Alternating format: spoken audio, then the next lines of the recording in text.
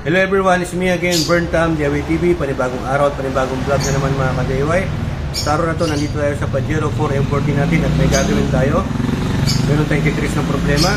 Pero bago natin ito na yung video, shoutout muna natin, Adam's Vlog, pag-subscribe sa YouTube channel at pag-follow yung Facebook page niya. At syempre, shoutout din natin ang Hinolies, kasama natin ang nagawa. Yan. So ito mga ka-DIY, sa mga hindi nakakaalam, Pajero 4 M40 Japan version. May problema yung flasher niya, ayaw gumana dito sa may fender. Pakita ko sa inyo.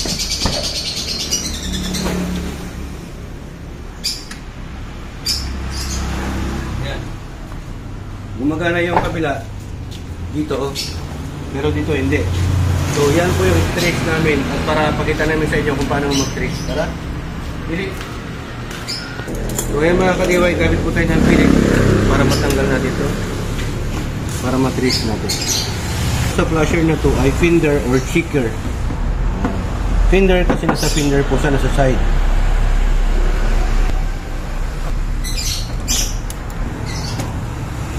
Ngayon, para matanggal po natin yan, yan. Tapos iti-trace po natin. Ito po yung socket nya kung may supply. Lagay po na ground. Kaya itong tester natin, nalagay po natin sa body ground para hanap po tayo ng supply ng positive. Ini body ground naman po siya. Dito, try natin. Wala pa rin. So, hanap tayo ng magandang ground. So, yan mga ka-DIY. Dapat po magpa-flasher din po ito kasi ito po yung supply ng positive ng flasher. Yun. So, meron pong supply yung wire ng socket natin na nanggagaling sa sasakyan. Okay? So dapat meron din dito. So, ibig sabihin ito ay pundido na po. So papalitan na po natin yan. Yan, meron po tayong nabili na dalawang socket type bulb. Yan, 10 para sa mga flasher or peanut bulb. Original po yan. Tapos may gamit po tayo na yan, part number niya. Koito brand po ito mga ka-DIY. Japan po yan. LED na po yung kinuha natin para mas maganda. So yan, boss, ang ilaw, pakitanggal yung dalawa na to. So yan mga ka-DIY, nangyari, corroded na, na-corrosion po siya. Ano kasi ng tubig, tag-ulan na po kasi. Kaya natanggal na po nila mga ka-DIY. Balatan na po natin to. So yan, testing natin to.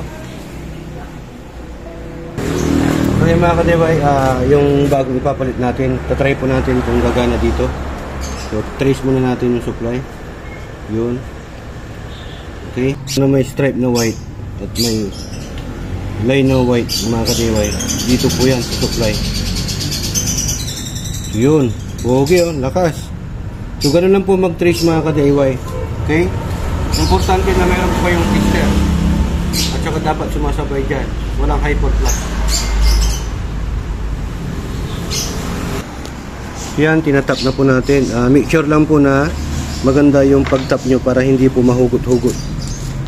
Yan, kabit na po natin yung socket. Nilinisan po natin. Tapos lagyan po natin ng tape. So yan, para mas maganda, hindi mapasukan ng tubig, nalagyan po namin yung tape. Hanggang dito sa likod. Kabit na natin.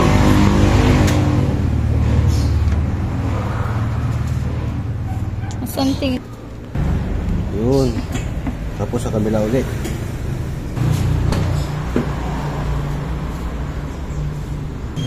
So yan, dito tayo sa kabila, sa left side, same procedure.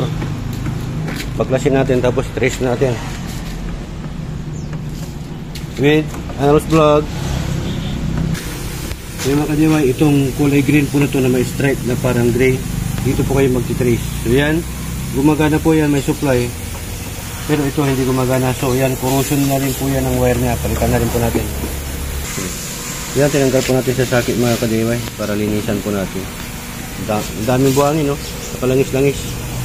So yan, sinusundot-sundot po natin yung loob ng socket para matanggal po yung mga buhangin mga ka-DIY. Kukuti-kuton mi. Kukuti-ko mo pa. Kutikot. Pangasinan, kutikot sa tawag da. So yan mga ka-DIY, oh, corroded na. Grabe, ang daming corrosion.